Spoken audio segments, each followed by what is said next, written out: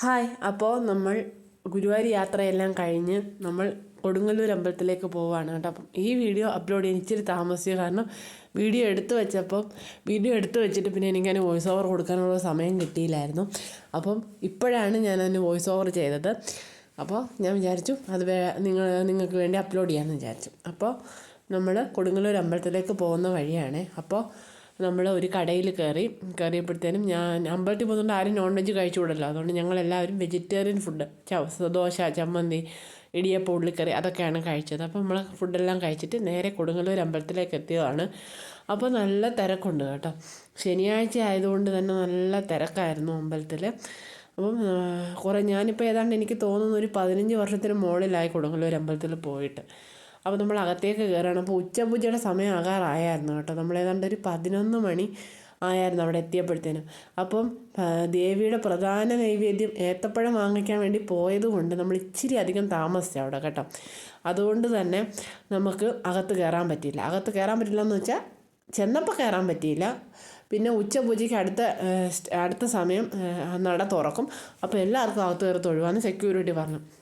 അപ്പോൾ നമ്മൾ അതിനു വേണ്ടി കുറച്ച് സമയം വെയിറ്റ് ചെയ്ത് നിന്നു. പിന്നെ വെളിയിൽ നിന്ന് പ്രസാദവും കാര്യങ്ങളൊക്കെ വാങ്ങിച്ചു. കൊച്ചുങ്ങളെ കൊണ്ട് പോകുന്നതുകൊണ്ട് എല്ലാവർക്കും അറിയാമല്ലോ, അവന്മാരൊരിടത്ത് നിൽക്കത്തില്ല, ഇങ്ങനെ ഓട്ടവും ചാട്ടവും. ഇതെല്ലാം ഉച്ചയ്ക്ക് ദേവിയെ തൊഴുവാൻ വേണ്ടി ദേവിയെ കാണാൻ വേണ്ടി അകത്ത് കയറാൻ നിൽക്കുന്ന ആൾക്കാരാണ് കേട്ടോ. ഇഷ്ടംപോലെ നല്ല തിരക്കുണ്ടാകും. അതൊക്കെ നമ്മൾ ഇവരെല്ലാം ഉച്ചപൂജയ്ക്കകത്ത് തൊഴുവാൻ കയറാൻ നിൽക്കുവാണ്. ക്യൂ ആണ് കേട്ടോ. നമ്മൾ ക്യൂവിൽ നിൽക്കുകയാണ്. അപ്പോൾ അവന്മാരാണെങ്കിൽ ഒരു സ്ഥലത്ത് നിൽക്കത്തില്ല, ഇങ്ങനെ അങ്ങോട്ടും ചാടി ഇങ്ങോട്ടും ചാടി ഇങ്ങനെ ഓടുകയാണ്.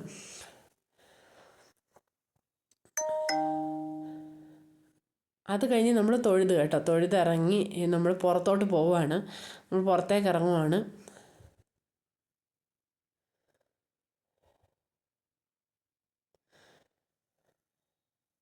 മിട്ടുവാണ് മുന്നേ ഓടുന്നത്. പിന്നെ എൻ്റെ അച്ഛൻ അവിടെ നിൽക്കുന്നുണ്ട്. അപ്പം അച്ഛനെ കണ്ടുകൊണ്ടാണ് ഈ ഓടുന്നത്. അത് കഴിഞ്ഞ് നമ്മൾ ദർശനമെല്ലാം കഴിഞ്ഞ് ഇറങ്ങി. ചോറ്റാനിക്കരി കൂടെ കയറാൻ പ്ലാൻ ഉണ്ടായിരുന്നു, പക്ഷേ സമയം കൂടുതലാകും, നമ്മൾ വീട്ടിലെത്താൻ ഡിലേ ആകും എന്ന് വിചാരിച്ച് ചോറ്റാനിക്കര കയറാമെന്നുള്ള പ്ലാൻ ഫ്ലോപ്പ് ചെയ്തിട്ട് നമ്മൾ നേരെ വീട്ടിലേക്ക് പോകാമെന്ന് വിചാരിച്ചു. അപ്പം ചോറ്റാനിക്കര ഇനി ഒരു പ്രാവശ്യം പോകുമ്പോഴത്തേനും ചോറ്റാനിക്കര കയറാം എന്ന് വിചാരിച്ചു. അപ്പോൾ അത് കഴിഞ്ഞ് നമ്മൾ നേരെ പോവുകയാണ്. നമ്മൾ എങ്ങോട്ടാണ് പോകുന്നത്? വീട്ടിലേക്ക് പോവുകയാണ്. അപ്പം നമ്മൾ ഫുഡ് കഴിക്കണമല്ലോ. കുറച്ച് 1-2 ദിവസം ആയുള്ളൂ നോൺ വെജ് കഴിച്ചില്ല എങ്കിലും നമ്മൾ കുറേ ദിവസം കൊണ്ട് മീനും ഒന്നും കഴിക്കാത്തൊരു ഇത് തോന്നി. അപ്പോൾ നമ്മൾ വിചാരിച്ചു എന്തായാലും അമ്പലത്തിലൊക്കെ പോയിട്ട് വരുമല്ലേ, ഉച്ചയ്ക്ക് നോൺ വെജ് കഴിക്കാമെന്ന് വിചാരിച്ചു. അങ്ങനെ നമ്മളൊരു ഹോട്ടലിൽ കയറി.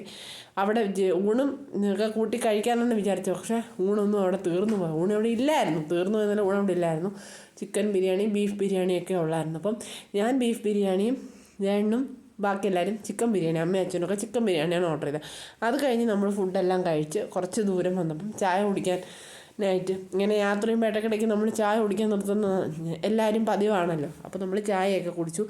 അവിടുന്ന് ഒരു സ്പെഷ്യൽ പഴംപൊരി ഞാൻ കഴിച്ചായിരുന്നു കേട്ടോ. അതൊരു ഫില്ലിംഗ് ഒക്കെ വെച്ച് നിങ്ങളും കഴിച്ചിട്ടുണ്ടാകും. പക്ഷേ ഞാൻ ആദ്യത്തെ എക്സ്പീരിയൻസ് ആണ്, എനിക്ക് ഭയങ്കര ടേസ്റ്റ് തോന്നി. അപ്പോൾ അതെല്ലാം കഴിഞ്ഞ് നമ്മൾ വീണ്ടും യാത്ര തുടങ്ങുകയാണ്. അപ്പോൾ ഇന്നത്തെ വീഡിയോ ഇത്രയേ ഉള്ളൂ. പുതിയ വീഡിയോ കാണുന്നവരെല്ലാവർക്കും ബായ്.